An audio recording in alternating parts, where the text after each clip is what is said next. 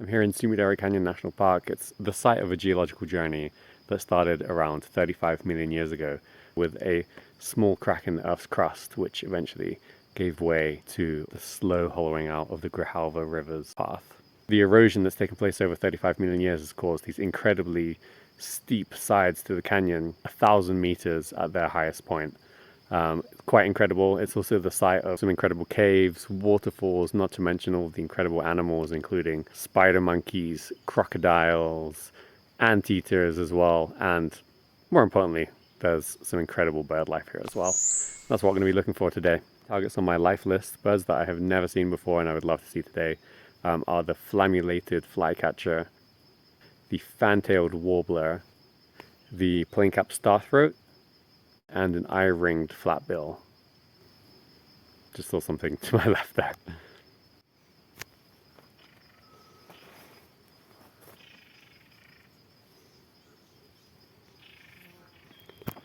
A bar-winged oriole with a juvenile.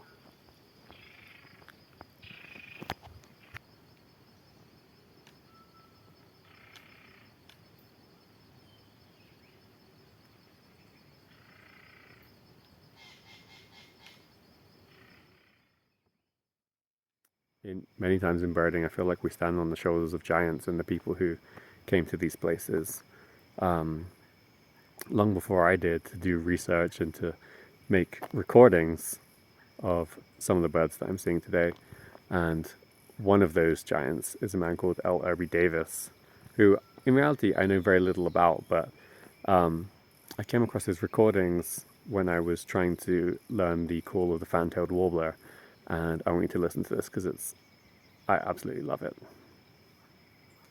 Fan-tailed warbler, mountain above Tuzla Gutierrez, Chiapas, May 26, 1953, from reel 39.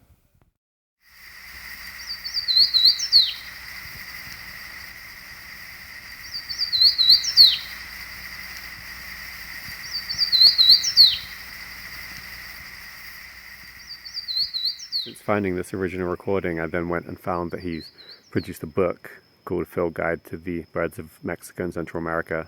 And he also produced this incredible vinyl in the 70s and has a whole raft of the species that I'm looking for today and I'm seeing today. Fan-tailed warbler right in front of me.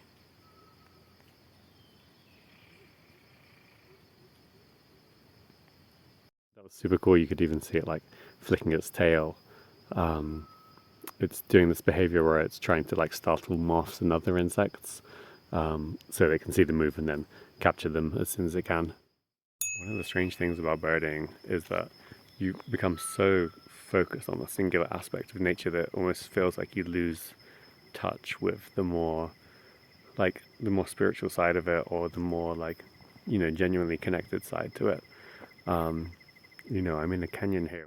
The scenery is incredible, but you kind of end up on a bit of like a sidetrack, not really taking in what's around you. And I've been around birders who could not be less interested in the nature that's around them. They really just want to tick birds off of their list, and there's a small part of me which understands that, and I've definitely been taken away with listening before. And I mean, this whole journey is all about trying to see every single bird in Mexico. I don't know if I'll ever make it, but along the way I'm hoping to see as much as I can.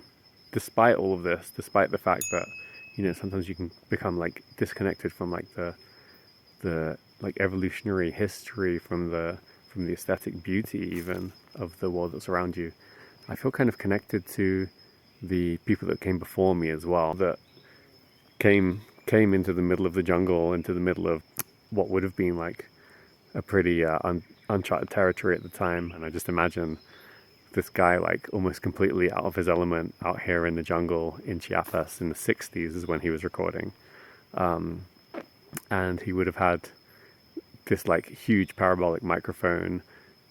I can't even imagine what kind of like tape recorder he was lugging around, and would have been like a real undertaking to come and make these recordings that I can study today, and then that helped me find some of the exact same birds, well, descendants of the same birds that he was seeing well over 50 years ago now. And I feel like I'm part of this lineage in a way. And I feel like, not that I'm necessarily on the level of Irby Davis, but yeah, I think that's beautiful. And it's just another way of connecting with nature and with connecting with like our history. And yeah, I think it's an often like undervalued part of birding, that it's, yeah, sometimes it can become about listing, about finding these specific things, but in doing that you're kind of in touch with something which is transcending birding, and in a way kind of transcends nature. It is a story of our own history, a story of science, a story of adventure, and I think it's really beautiful in its own right.